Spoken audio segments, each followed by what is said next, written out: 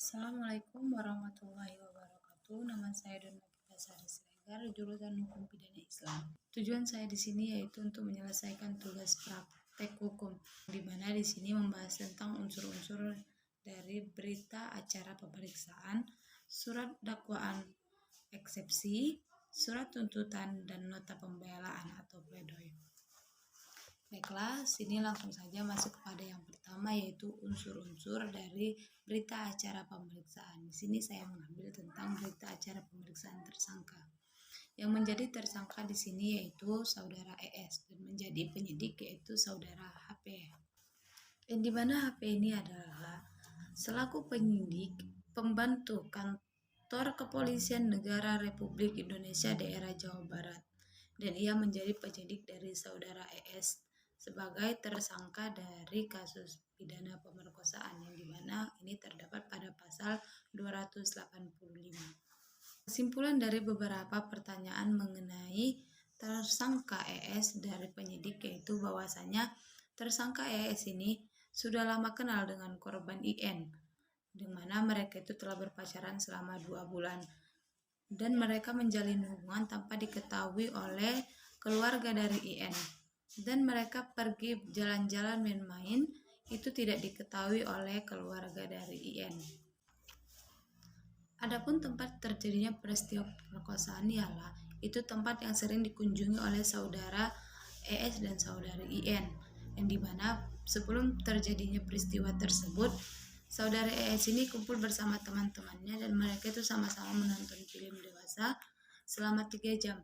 Setelah itu saudara ES mengajak saudari IN untuk pergi jalan-jalan ke tempat kejadian tersebut, dan ia melakukan pemerkosaan tersebut setelah waktu senja dan para wisatawan yang datang ke tempat tersebut telah berpulangan. Tinggallah mereka di tempat tersebut, dan di situ saudara ES memaksa ataupun meminta kepada saudara IN untuk membuka bajunya, tetapi saudara IN menolak.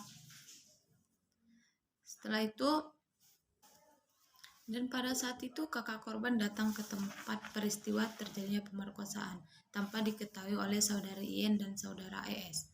Di situ kakak dari saudara IN berteriak minta tolong dan datanglah 2 orang. Yang pertama itu pemulung dan tukang jualan buah.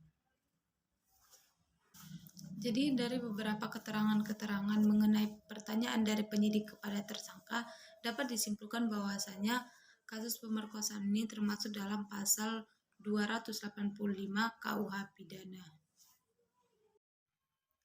Baiklah, kemudian di sini saya akan menjelaskan mengenai unsur dari surat dakwaan yang saya buat, di mana di sini sebagai tersangka adalah saudara ES dan sebagai jaksa penuntut umum adalah saudara AP. Yang mana pertama itu penahanan terdakwa itu disidik pada tanggal 12 Agustus sampai tanggal 31 September. Bahwasanya saudara ES ini ditangkap pada tanggal 31 September tahun 2018 pukul 17.30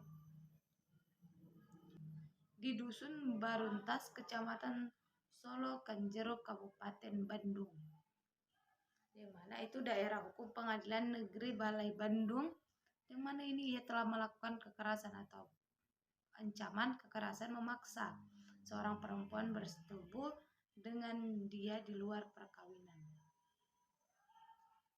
yang dimana kronologi terjadinya peristiwa itu bahwasanya saudara ES ini sedang berjalan-jalan di sekitaran daerah Cicalengka.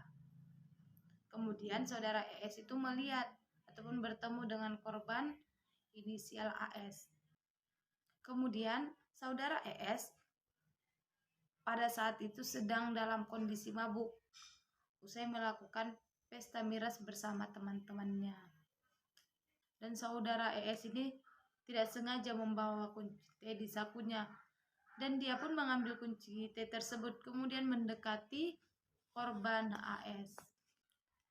Dan saudara ES ini memaksa korban AS untuk ikut naik di kendaraannya, dan saudara ES kemudian memukul memukulkan kunci T tersebut kepada korban AS hingga kepala korban itu berdarah.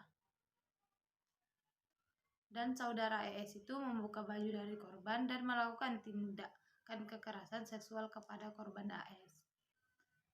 Pada saat itu, saksi TJ itu kebetulan melintas di jalan di mana saudara ES ini melakukan kekerasan terhadap saudari AS. Karena saudari TJ mendengar sumber suara yang bisik, maka ia mencarinya dan ia menemukan saudari AS sedang menangis dengan luka di kepalanya. Setelah saksi TJ ini meminta tolong untuk memanggil warga sekitar, saudara ES hendak lari dan menaiki kendaraannya dan berhasil dicegah oleh kerumunan warga yang mulai berdatangan. Dari terjadinya kriminologi ini dapat disimpulkan bahwasanya perbuatan dari terdakwa ataupun tersangka ES itu sebagaimana diatur dan diancam pada pidana sesuai dengan pasal 285 KUH pidana. Di sini saya akan melanjutkan kepada yang ketiga, yaitu nota keberatan ataupun eksepsi atas surat dakwaan dalam perkara pidana dakwaan pasal 285 mengenai pemerkosaan. Jadi di dalam eksepsi ini ataupun dalam nota keberatan ini bahwasanya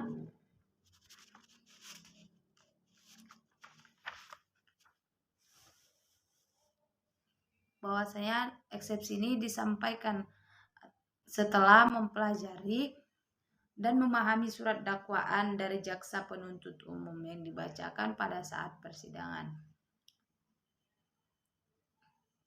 Di dalam mengajukan eksepsi ataupun nota keberatan ini sesuai dengan prinsip-prinsip asas-asas hukum acara pidana yang berlaku. Yang dimana itu pertama, di dalam surat eksepsi ini atas surat dakwaan ini mencakup pada pasal 58 Kitab Undang-Undang Hukum Acara Pidana. Itu menyebutkan dengan tegas bahwasanya guna kepentingan pembelaan tersangka atau terdakwa berhak mendapat bantuan hukum selama dalam waktu dan setiap tingkat pemeriksaan. Dan pada pasal 27 ayat 2 yang bagian A ini, peraturan Kapolri nomor 8 tahun 2009 tentang implementasi prinsip dan standar hak asasi manusia dalam penyelenggaraan tugas Polri. Ini dinyatakan bahwasanya dalam melakukan pemeriksaan terhadap saksi, tersangka atau pemeriksa, petugas dilarang memeriksa saksi, tersangka atau pemeriksa sebelum didampingi oleh penasihat hukumnya, kecuali atas persetujuan yang diperiksa. Jadi di sini di dalam nota keberatan ini berisi bahwasanya saudara ES ini tidak mendapatkan hak tersebut. Maka berita acara pemeriksaan tersebut dapat dikatakan cacat. Di mana di dalam surat dakwaan tersebut tidak jelas dibuat oleh jaksa penuntut umum yang mendakwa terdakwa ES dengan dakwaan pasal 285. Itu sangat tidak memenuhi rasa keadilan karena dalam pasal-pasal tersebut adalah delik pemerkosaan. Sedangkan yang menjadi unsur delik pemerkosaan itu yaitu karena adanya paksaan dari sang terdakwa kepada korban. Berdasarkan penjelasan dari surat dakwaan bahwasanya saudara ES itu melakukan pemerkosaan secara berencana dikarenakan tidak terpenuhinya unsur-unsur dalam pemerkosaan berencana, yakni adanya niat untuk memperkosa. Kemudian, jadi dapat disimpulkan bahwa saya berdasarkan uraian itu, yang pertama itu surat dakwaan jaksa penuntut umum itu adalah cacat. Kemudian surat dakwaan jaksa penuntut umum adalah pemeriksaan yang cacat hukum. itu surat tuntutan, yang dimana di sini mengenai hasil ataupun alat bukti, kemudian hasil dari persidangan dan keterangan-keterangan saksi. Jadi alat bukti dari keterangan saksi di dalam surat tuntutan dari saudara ES ini bahwasanya saksi AD itu menyatakan ia tidak memiliki hubungan persaudaraan, hubungan semena dan hubungan kerja kepada tersangka. Dan pada saat kejadian ia hanya melintas, dan pada saat itu ia mendengar sumber suara yang meminta tolong dan ia mendatangi sumber suara tersebut. Pada saat itu ia melihat korban kepalanya telah berdarah. Dan kemudian pernyataan dari saksi YT bahwasanya ia juga tidak memiliki hubungan darah, semena dan hubungan kerja kepada sang tersangka. Dan ia itu tidak mengenal terdakwa sebelumnya. Dia ini datang ke tempat peristiwa disebabkan mendengarkan suara minta tolong dari saksi AD.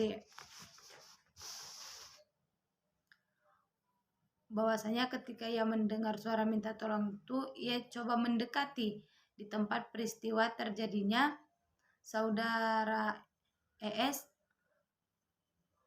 melakukan kekerasan kepada saudara korban.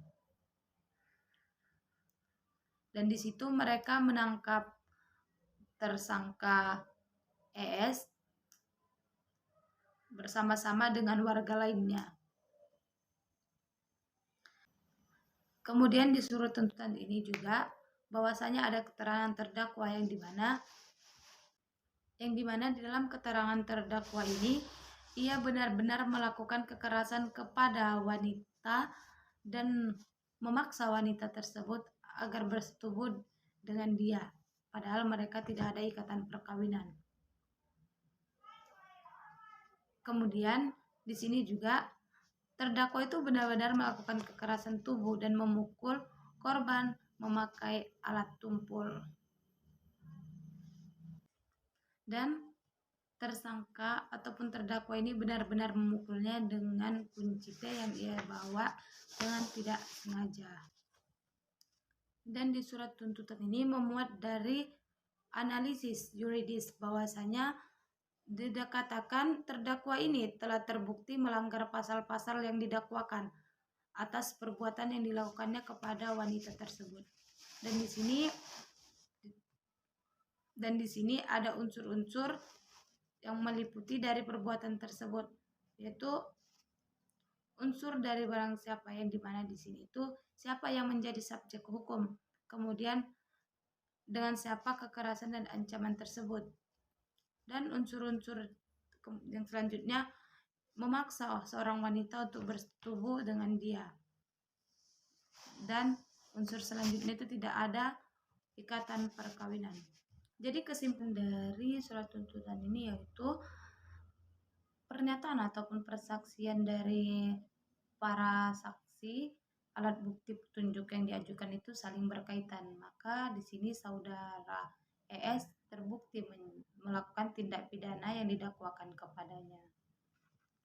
Nah, di sini akan masuk kepada yang kelima, yaitu nota pembelaan ataupun pledoi. Yang dimana di sini kesimpulannya yaitu bahwasanya pada pasal 28 mengenai kasus dari saudara EE itu, pada undang-undang pidana ini merumuskan bahwa barang siapa dengan kekerasan atau dengan ancaman kekerasan memaksa seorang wanita yang bukan istrinya bersetubuh dengan dia diancam karena melakukan pemerkosaan dengan pidana penjara paling lama 12 tahun. Ataupun dijalankannya pasal 285 ini itu harus memiliki unsur-unsur dalamnya. Yang pertama itu unsur siapa dengan kekerasan atau ancaman kekerasan memaksa wanita, kemudian unsur bersetubuh.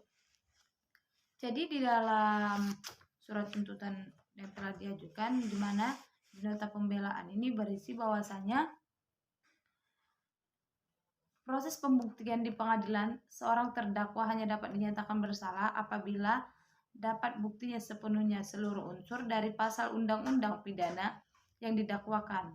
Jadi yang didakwakan kepada saudara EE itu di dalam surat dakwaan dan surat tuntutan itu belum terpenuhi, maka apabila dari salah satu unsur rumusan pasal tersebut itu tidak terpenuhi atau tidak terbukti, maka dakwaan dianggap tidak terbukti ataupun ia itu tidak melakukan tindak pidana.